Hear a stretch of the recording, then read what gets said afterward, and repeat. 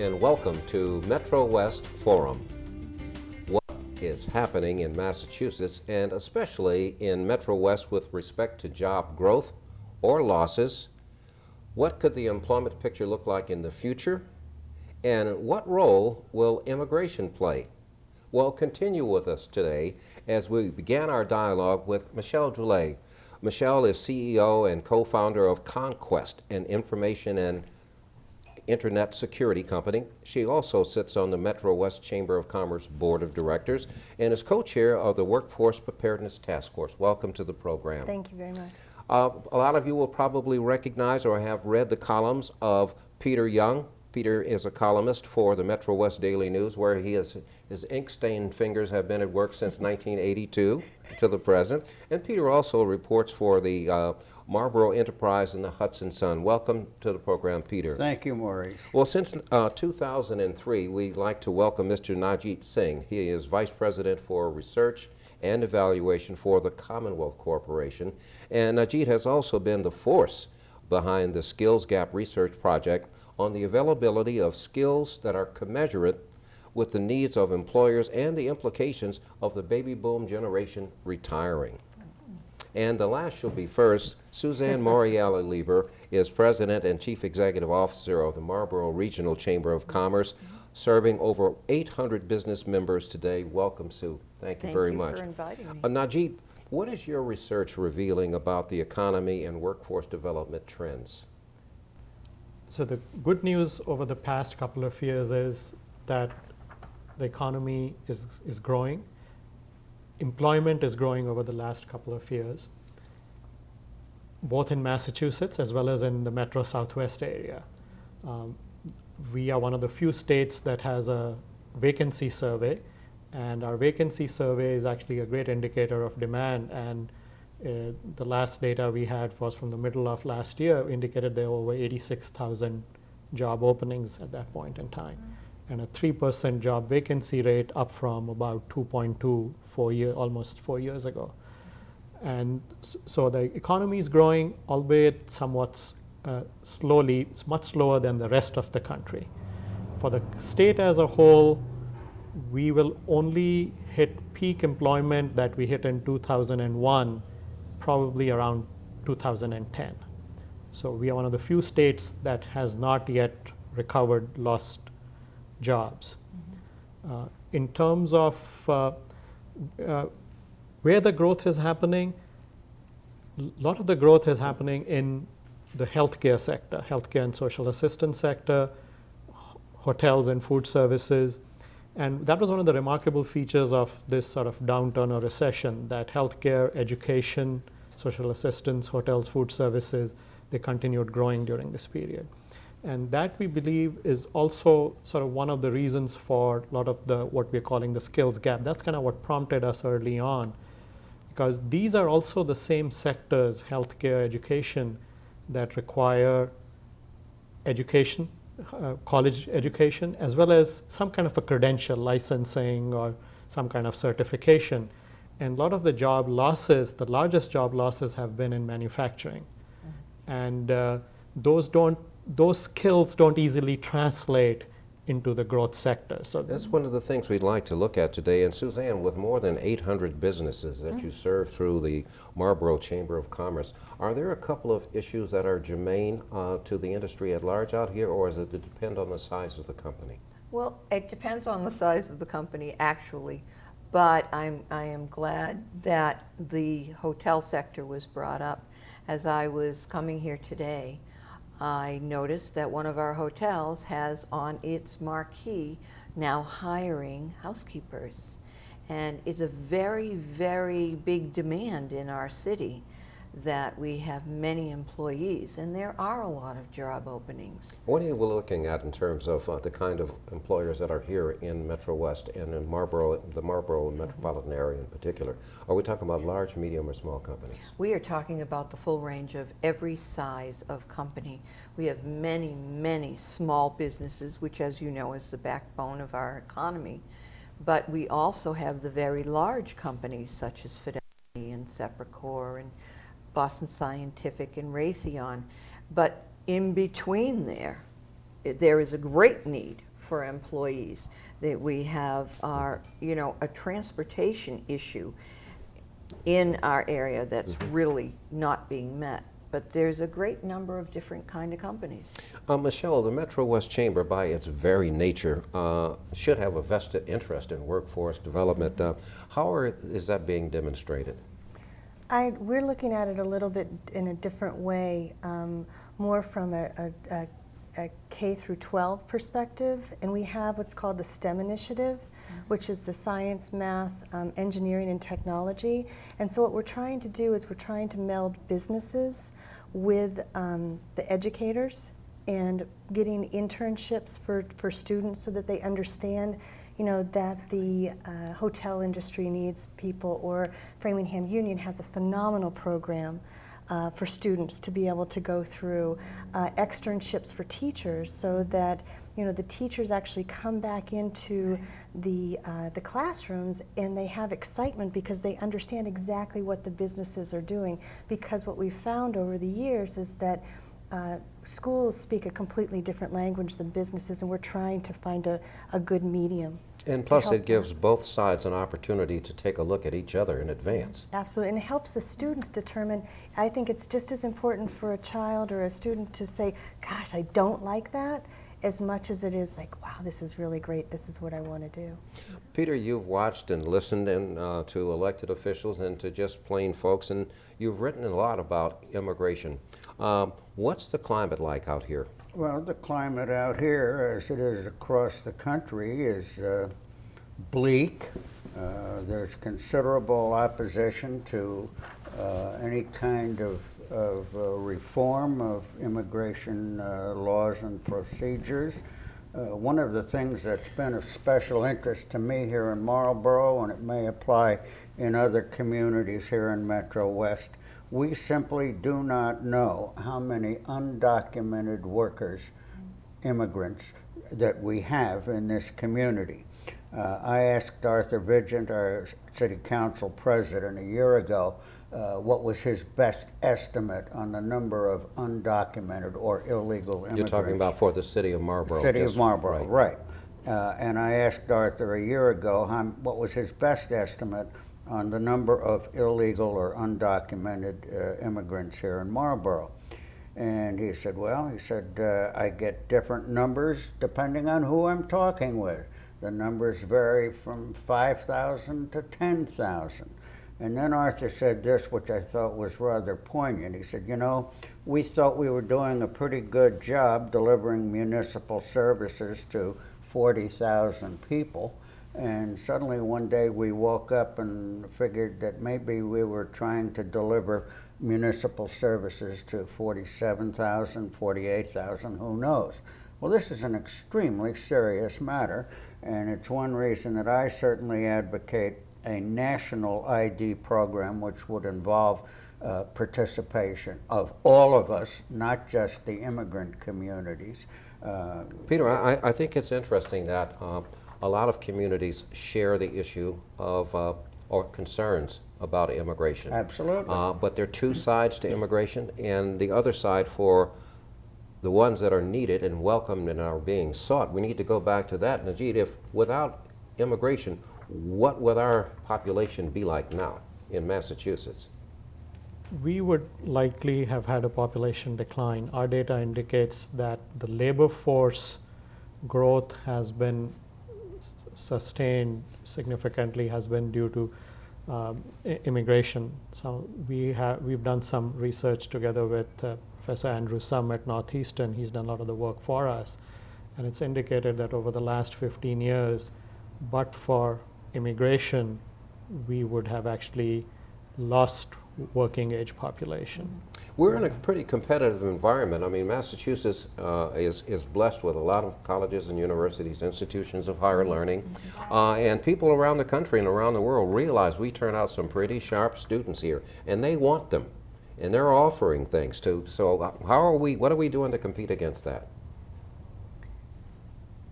I mean, I have a senior in high school, and she is being sought after in many southern universities right now.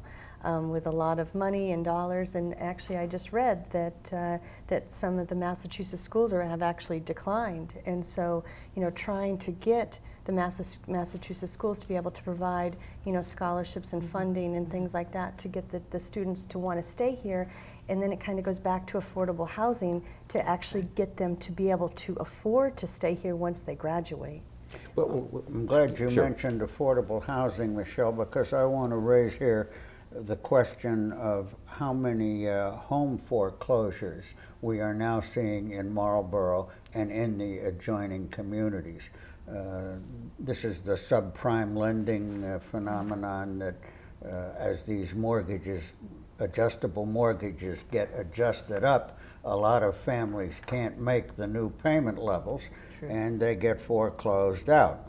Now, this is a pretty serious problem. It complicates a lot of other problems, including the immigration problem we just talked about. So how badly, Susan, do you see this home foreclosure problem here in the greater Marlborough area? It affects the business community greatly on many levels. Number one, it affects the employee population. We really have to keep people here in our community. And I truly believe this is an issue that absolutely everyone has to work on. We have to just work together to get a solution for it. Also, the foreclosures affect the banking industry. It affects the home sales industry, which, as you know, has been very tired and very low. We see some positive signs coming to us right now, but it is an issue that I believe absolutely everyone has to work on, not only citywide, it's got to be statewide. Absolutely. So in MetroWest, are we looking at some areas where there are critical shortages that your research has told us? Actually, in general, currently our vacancy data, the sample size is relatively small. So as of now, we can't pinpoint shortages in a region, although the Patrick administration has committed to actually improving the vacancy survey. So in the coming months, we will begin to have data for the Metro Southwest area. What I can mention is that in the Metro Southwest area, more than in any part of the state, professional technical services, so technical jobs are a much larger part of the economy. And we know that those sectors are generally being affected by the availability of computer professionals, and I'm sure you are familiar with that. Also, in the professionals with any kind of scientific background, life sciences, physical sciences, this vacancy rates are well in excess of 5%. We track what we call critical vacancies, and we are seeing that for biochemists, biophysicists, medical scientists, chemists, even engineers. Even in manufacturing, where there is overall decline in employment, there are a couple of issues that manufacturers tell us. One, that they tend to have an aging workforce. So again, talking about baby boomers retiring, their concern is about getting replacement employees. The other part is that skill levels need to be constantly upgraded. And that's, I think, one of the key challenges that employers have. Well, that's a quick question just to tail off on, or to connect with what you were just saying. I'm assuming that the educational requirements are steadily creeping upward, that they're looking for more than a high school diploma. We have less than a minute, but you want to talk about that a little bit, please? I guess, from my perspective as a CEO of an internet information security company, we can't hire somebody that's just out of high school. I need people with college educations plus higher with all the certifications to be able to perform the assessment work and the work. So getting, again, kind of going back to the internships, getting kids or people really involved or excited about technology is something that's my passion. We have less than a minute to go on the program, and I really want to thank all of you. This time just flew by. It does not seem possible, but it's not. You know what? What we'll do is we'll take a break and then we'll continue with the program. The MetroWest Forum will continue in just a moment.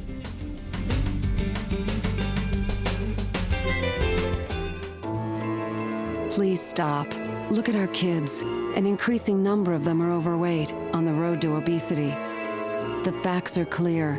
Obese kids could be facing a lifetime of health problems, including depression, heart attack, stroke, and type 2 diabetes. Yes, we know the risks, yet we keep dancing around the issue. It's time to do something, because obesity is robbing our kids of their future. Take a first step.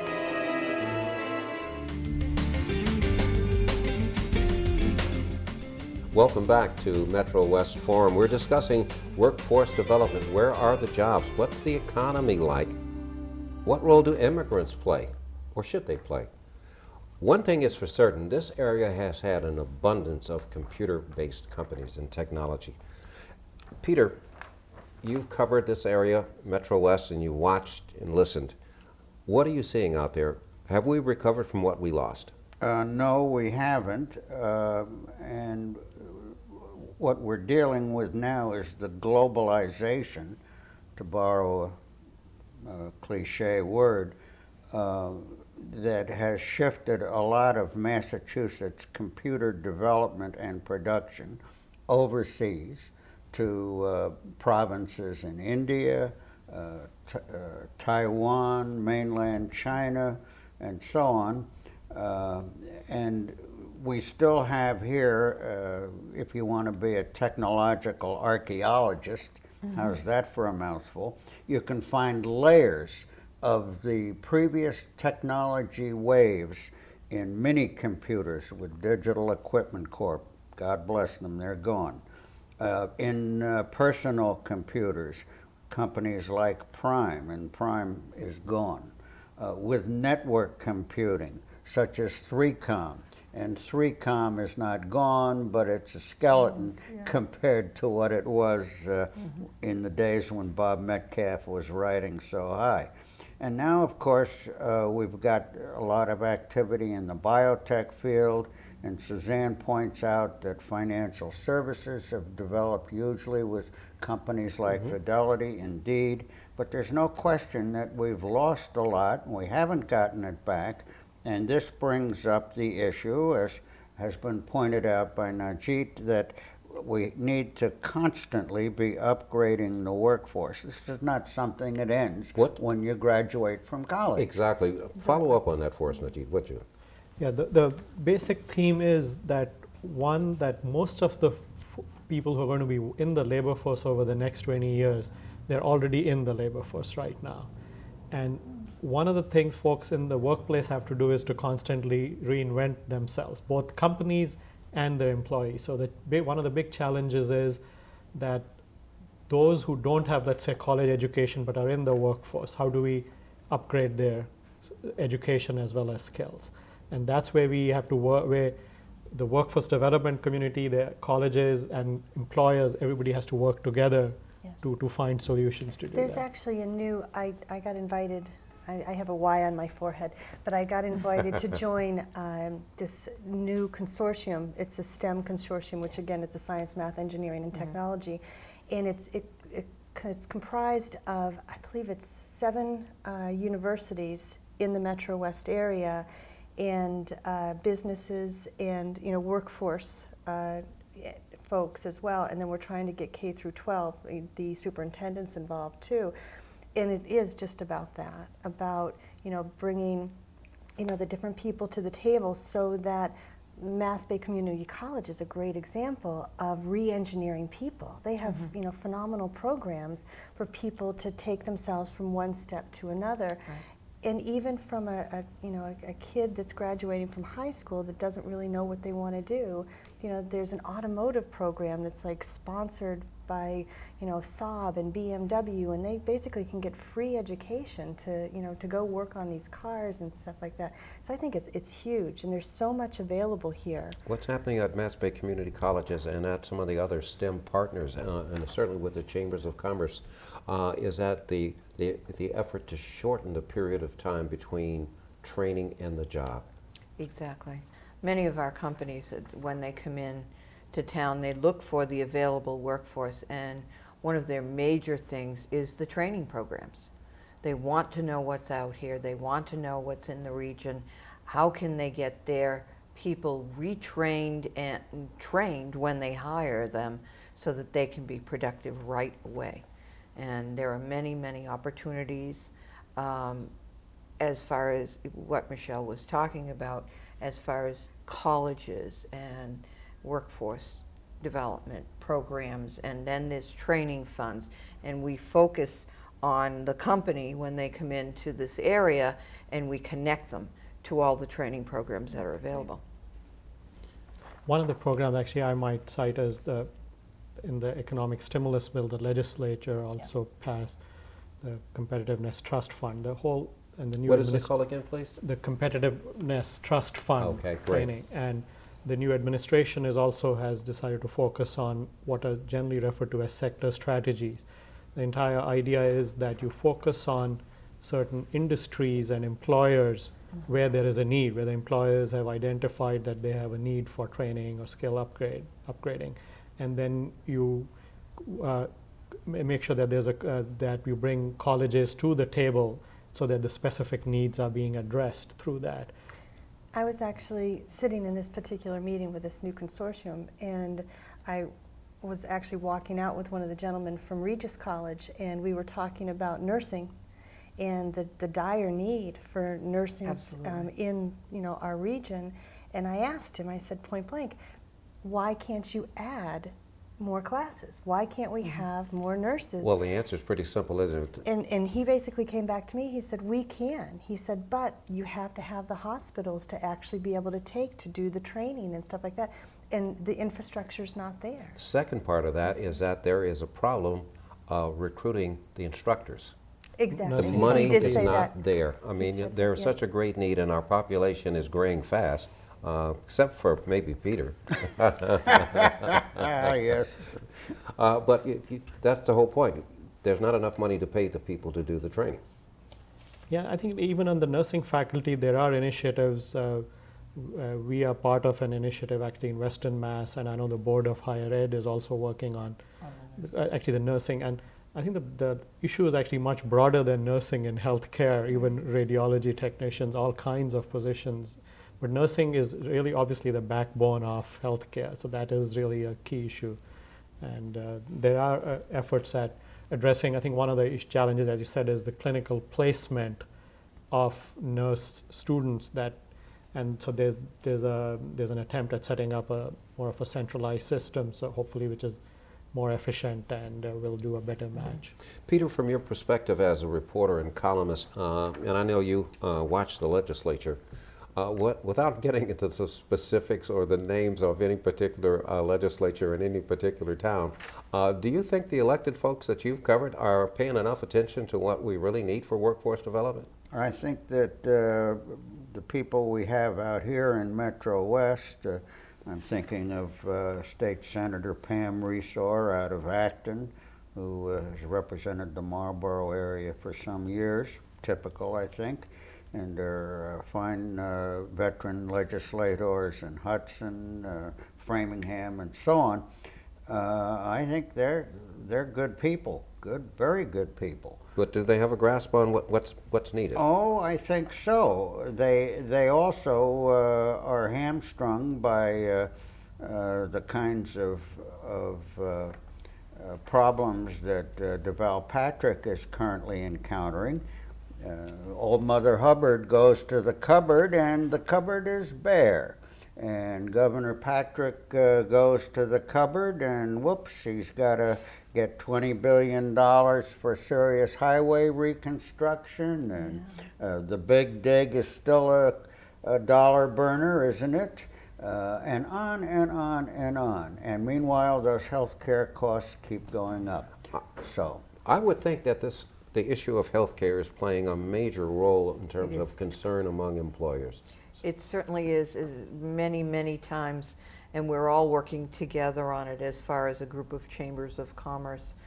Healthcare and the cost of healthcare is budget busting. absolutely. For every single business. We need And to address. jurisdiction. It's a budget buster for the state. Yes, it is. And on. All over the place. Plus, people don't seem to know whether or not they need it, how much they need, and how to apply. Well, exactly. And now that there is a law on the books that everyone needs it, We've brought in people from the connector, and we're educating, but every time we look at the, we say to the businesses in the area, this is what you're going to need to do, we end up finding a new set of rules the following month. So it is really a challenge. It's something that is connected to workforce development, because they've got to find people who, I have got to encourage our employers to subsidize the health care premiums, but as I said, you it's say, working. find people, let's take it one step further. How do you get people to and from the jobs that are available in the new positions that are going to come available as this baby boom generation begins to gray and take their cars and go home? Exactly. You're looking for a workforce. I don't think they're going to go home. I think they're going to go back and work some They're more. going to go back and work. I don't think we're ever going to stop No. working. But I don't want to get away you're from right. the whole transportation Yeah. issue right now, because I mean there Yeah. have been some developments out here that people are pretty excited about. Right, there has Well, been. we Yeah, have I'd our like- MetroWest Susanna, Regional Transit We're going Authority. to get into that. Exactly. We've got our MetroWest Regional Transit Authority that we have been working on for years and years and years and years, and the MetroWest Chamber of Commerce and the Marlboro Chamber of Commerce have been very closely in touch for years working on this issue. If you can't go, you can't grow. If you can't get your employees to work, how is your business going to grow? How are people going to grow? How are they going to afford health care? So if you can't go, you can't grow. Well, Najid, you do the numbers. Not for everything, unfortunately. No, but in terms of growth and looking at what the needs will be in terms of transportation issues, being able to get people back and forth to work easily and simply with rising fuel costs and other economic concerns. That's it. Again, it's as I said, it's not an issue that I have deep understanding of. But one thing we do know is that Metro Southwest area, just by the geography where it is, it gets workers from all over. In fact, it gets more workers from outside the region than probably any other region in the state. So when you're talking of transportation, it's not just a matter of transportation within the region. It's sort of Outside, it's folks are traveling up and down 495, Mass Pike, 128. It was interesting at our last chamber meeting at the MetroWest Chamber. Karen Spilka, Senator Spilka, came and spoke about how much money actually the MetroWest area actually gets for infrastructure and for transportation, and because. And forgive me if I get this completely wrong, but from my understanding is that we're part of Boston. Yes, we are. And so we get a very, very small, minute amount of dollars for the transportation infrastructure component, and she's actually trying to break that out now. I think you'll find that the entire Massachusetts, the Metro West legislative delegation, they're working hand in glove. I think they're a great deal of cooperation. They're a great group. Steve Leduc, also we can go back to Senator Rezorm and some of the Senator other folks, Spilka. Pat. Absolutely. Absolutely. So But there then seems to you be. have to ask yourself, Maurice, as Suzanne and Michelle have both indicated, and Jeet, you work on these problems for years without a definitive resolution, and you have to ask how dysfunctional is this Commonwealth, and why is it so dysfunctional? Well, see, that answers this question. That's the question of why I ask you to name some of the politicians that were doing a good job. Before you respond to that, just know we are out of time, so again, you can't really do it. I have high hopes for Governor Patrick. I want to thank Put it that everyone for being part of this show today. Michelle Drolet, Peter Young, Najit Singh, and Suzanne Moriali-Lieber. The MetroWest Forum is possible because of your local cable access station. So we thank them and you for giving us an opportunity to share some insight about workforce development and the other issues. I'm your host, Maurice Lewis. Thank you very much for joining us.